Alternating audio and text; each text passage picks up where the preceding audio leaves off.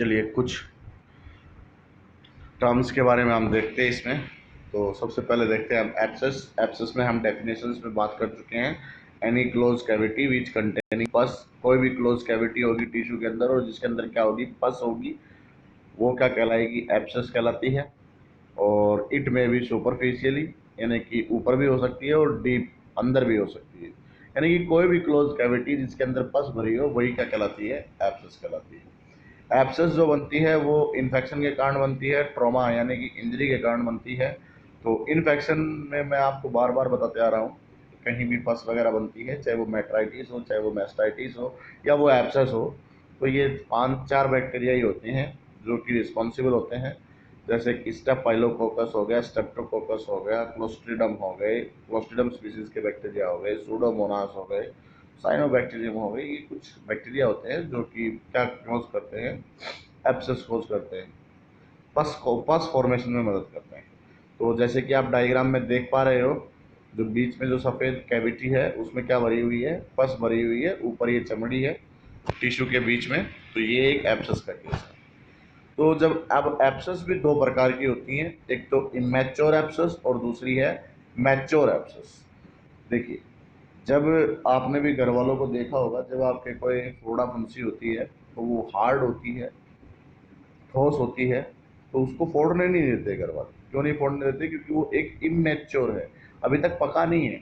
Immature है तो उसमें ब्लड मिलेगा और भी कॉम्प्लिकेशंस होंगी। तो इसीलिए दो प्रकार की एब्सेस होती है, एक तो इमेच्योर और एक मैच्योर। जो इमेच्योर होगी वो फिर्म होगी, यानी कि हार्ड होगी, हॉट होगी, पेनफुल होगी, स्वेलिंग ऑन पाल्पेशन, यानी कि पेनफुल जब आप महसूस करोगे, उसको दबा के देखोगे या छू के देखोगे तो क्या होगा, उसमें दर्द होगा। पैरासिंथेसिस रिवेल्स ब्लड।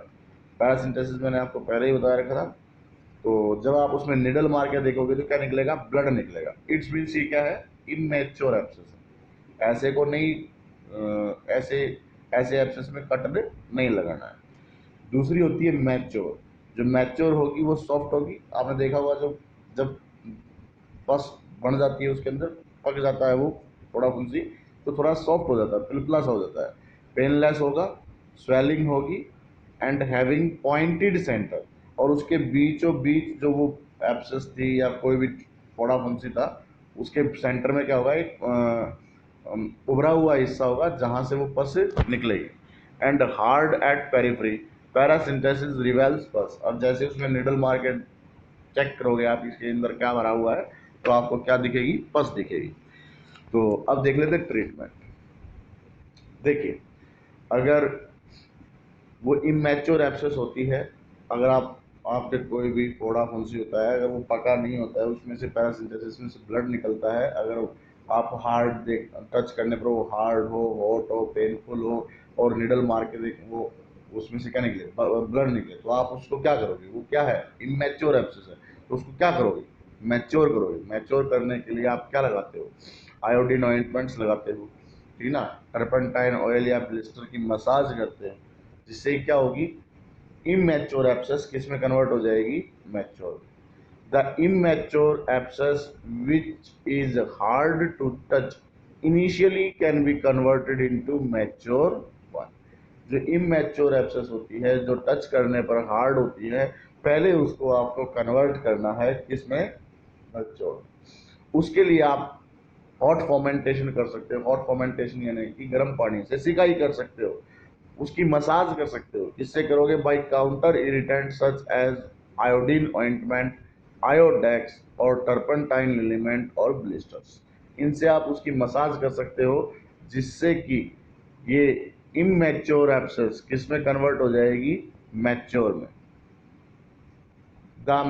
अगला देखिए, the mature abscess will be soft to touch. जो मैच्योर एब्सेस होगी उसको छूने पर वो सॉफ्ट होगी and can be easily open using scalpel knife after conformation.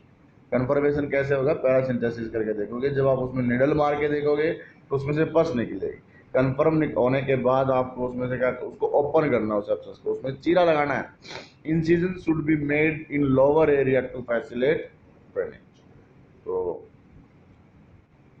जो चीरा लगाओगे वो आप किस तरफ लगाओगे, जो एब्सेस होगी उसके नीचे की तरफ लगाओगे, ऊपर की तरफ नहीं लगाना है, ताकि उसमें से पस को निकालने में आसानी हो। तो आफ्टर इवाकेशन ऑफ पस कंटेंट, पस निकालने के बाद जो कैविटी बन जाती है, जो जो खाली जगह बच जाएगी, उसको आपको साफ करना है। किससे करोगे? KMnO4 सॉल्यूशन से करोगे, जिसको आप लाल दवा बोलते हो। KMnO4 सॉल्यूशन कितना लेना है? 1 लीटर में 1 ग्राम, यानी कि 1:1000 की उसमें KMnO4 सॉल्यूशन बनाओगे, यानी कि 1 लीटर में 1 ग्राम के 1 लीटर डिस्टिल वाटर में 1 ग्राम KMnO4 डालकर क्या बनाओगे आप? KMnO4 सॉल्यूशन बनाओगे। उससे उस कैविटी को क्या करना है? साफ करना है। उसमें साफ करने के बाद उसमें क्या डालोगे? टिंचर आयोडीन डालोगे, ताकि जो ये पायोजेनिक मेम्ब्रेन है, जो ये पस बनाने वाली मेम्ब्रेन है, ये डिस्ट्रॉय हो जाए, कोई दिक्कत। और इसमें फिर आप एंटीबायोटिक्स का इस्तेमाल करोगे, ताकि ये एब्सेस जल्दी से जल्दी ठीक हो। तो आई होप आपको एब्सेस समझ में आ गया हो। अगला जो हमारा है वो है फिस्टुला। और फिस्टुला हम पहले ही बात कर चुके हैं। ये एक एबनॉर्मल ओपनिंग होती है। भगवान ने जो नॉर्मल ओपनिंग दी है, उनसे अलावा बॉडी में कोई एक्स्ट्रा ओपनिंग हो जाए दो बॉडी कैविटीज के बीच में, तो वो क्या कहलाता है? फिस्टुला कहलाता है। देखिए डायग्राम में देखा हुआ है, एनएस से एक ओपनिंग और निकल के बाहर खुल गई है एनएस से, तो दूसरी ओपनिंग से भी क्या आ सकता है? गोबर आ सकता है, तो वो फिस्टुला है। तो any abnormal opening between two body cavities is known as fistula. उसी को क्या बोलेंगे हम? फिस्टुला बोलेंगे। जो मोस्ट कॉमन फिस्टुला जो आप जानवरों में देखते हो, एक तो होता है स्लाइवरी फिस्टुला और दूसरा होता है टीथ फिस्टुला। स्लाइवरी फिस्टुला और टीथ फिस्टुला। तो स्लाइवरी फिस्टुला में क्या होता है?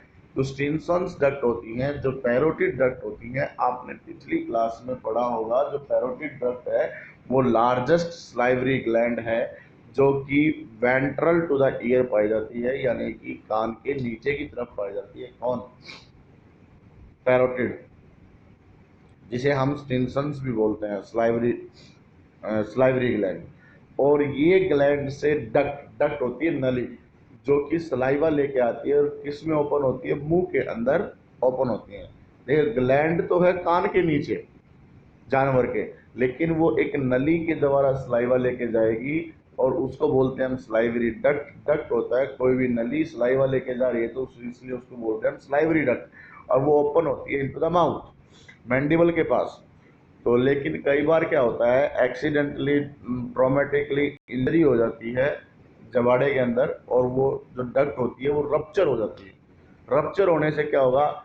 जो सलाइवा है वो बाहर की तरफ टपकती रहेगी, लेकिन जो निचले वाला जबाड़ा है वहाँ पे रप्चर, कोई भी इंजरी, कोई भी चोट वगैरह लगने से, या कोई भी एब्सेस, कोई भी फोड़ा फुंसी होने से, वो क्या हो जाएगी? वहाँ पे जो स्लाइवरी डक्ट थी वो रप्चर हो जाएगी। रप्चर होने से क्या होगा? एक बाहर की तरफ एक ओपनिंग हो जाएगी, जिसमें से क्या बार बार क्या टपकती रहेगी? स्लाइवा टपकती रहेगी।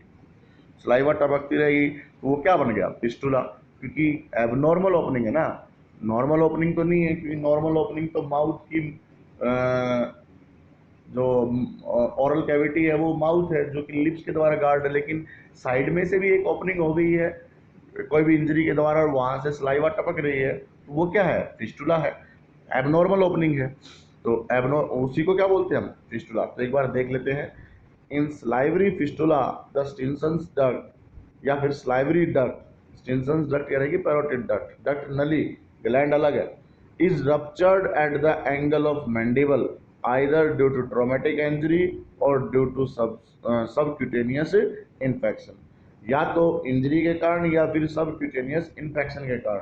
इन्फेक्शन में क्या हो सकती है? वहाँ पे फोड़ा फुंसी हो सकती है, एब्सेस हो सकती है, तो वो रप्चर होगी, फूटेगी, तो फिर ओपनिंग हो जाएगी बाहर की तरफ, माउथ की ओपनिंग हो जाएगी साइड में से, तो वो एक फिस्टुला ही है। और जिसमें से क्या टपकती रहेगी? लार टपकती रहेगी। Throughout the ruptured duct there is continuous dribbling of saliva। उसमें से क्या टपकती रहेगी? सलाइवा टपकती रहेगी। Dribbling means टपकना।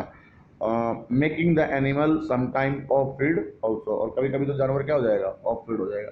देखिए अगर बार बार लगातार उसमें सलाइवा टपक रही है, वो घाव गीला रहेगा तो घाव भर ही नहीं सकता कि जो घाव गीला है। तो उसके लिए हमें क्या करना पड़ेगा, जो रप्चर्ड स्टिनसन्स डक्ट है can be isolate and catheterized after sedating the animal. तो उसको सबसे पहले तो एनिमल को सेडेटिव करना पड़ेगा, फिर उसको देखना पड़ेगा कौन सी डक्ट है, फिर उसको बांधना पड़ेगा, उस डक्ट को कैथेटराइज करना पड़ेगा। और लेकिन सलाइवा तो बनती रहेगी ना, तो फिर आपको क्या करना है, जो स्टिनसन्स डक्ट है यानी कि जो आपकी पैरोटिड ग्लैंड है, वहाँ पर आप ventral to the ear catheter की मदद से क्या डालोगे, लूगोज आयोडीन सॉल्यूशन डालोगे। लूगोज आयोडीन सॉल्यूशन क्या करेगा, उस स्लाइवरी ग्लैंड को खत्म कर देगा। खत्म, स्लाइवरी ग्लैंड ही खत्म हो गई तो स्लाइवा नहीं बनेगी। स्लाइवा नहीं बनेगी तो ड्रिबलिंग नहीं होगी। फिर आप कहोगे कि सर ये स्लाइवरी ग्लैंड खत्म होगी तो फिर लार कहाँ से बनेगी। भैया एक स्लाइवरी ग्लैंड नहीं होती है मुंह के अंदर, और भी हैं, ठीक ना। तो जो कि सफिशिएंट अमाउंट में क्या बनाती रहेगी, सलाइवा बनाती रहेगी। जो लुगोज आयोडीन सोल्यूशन डालेंगे हम कैथेटर के द्वारा पैरोटिड ग्लैंड के अंदर, वो डालेंगे हम अल्टरनेट डे पे 20 ml डालना है। आज डाल दिया, फिर कल नहीं डालना है, परसों डालना है। तो इससे क्या होगा, जो स्लाइवरी ग्लैंड है वो खत्म हो जाएगी। स्लाइवरी ग्लैंड खत्म हो गई तो स्लाइवा नहीं बनेगा, स्लाइवा नहीं बनेगा तो टपकेगा नहीं, और उसको वो फिर घाव जो है आसानी से भर सकता है। अगला जो केस आपने देखा होगा वो होगा टीथ फिस्टुला का। ये ज़्यादातर बकरियों में, भैंसों में, गायों में देखने को मिलता है। जब गाय बकरियां चरने के लिए जाती हैं खेतों में, और खेतों में जो है तार की बाउंड्री की होती है, और क्या होगा, जब गाय बकरी भैंस कोई भी उस तार की बाउंड्री को क्रॉस करेगी, उसमें से उछल कर जाएगी, तो जो टीट होता है उसमें जो कांटेदार तार होता है वो क्या करता है, उस टीट को फाड़ देता है। फाड़ देगा तो एक अलग से ओपनिंग हो जाती है जहाँ से दूध टपकता रहेगा। देखिए वैसे तो दूध जो आएगा वो टीट कैनाल से आएगा, लेकिन तार ने क्या किया, उस टीट को फाड़ दिया, तो क्या होगा, एक अलग से ओपनिंग हो गई है। तो उसको बोलेंगे हम टीट फिस्टुला, और जहाँ से क्या टपकता रहेगा, दूध टपकता रहेगा। तो देख लेते हैं। The teeth fistula is commonly observed in goats, cattle and buffalo.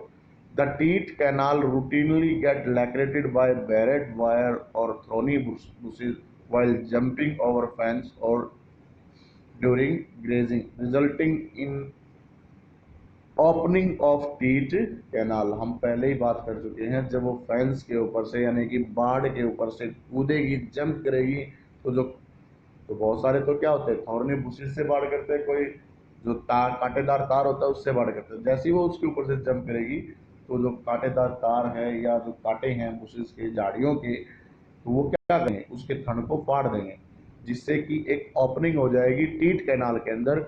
और कोई भी एबनॉर्मल ओपनिंग होती है किसी भी बॉडी कैविटी में, उसको बोलेंगे हम फिस्टुला। यहाँ पे टीट में हुई है तो teat fistula. Through the lacerated portion there is a constant dribbling of milk. जो फटा हुआ हिस्सा है वहां से लगातार क्या टपकता रहेगा, दूध टपकता रहेगा। The lacerated teat canal is repaired in 3 layer. 3 layer में हम उसको रिपेयर करेंगे, पहले म्यूकोसा, फिर मस्कुलर पोर्शन, और फिर स्किन। फिर लेयर वाइज है, सबसे पहले अंदर वाली, फिर मस्कुलर बीच वाली, फिर स्किन सबसे ऊपर वाली।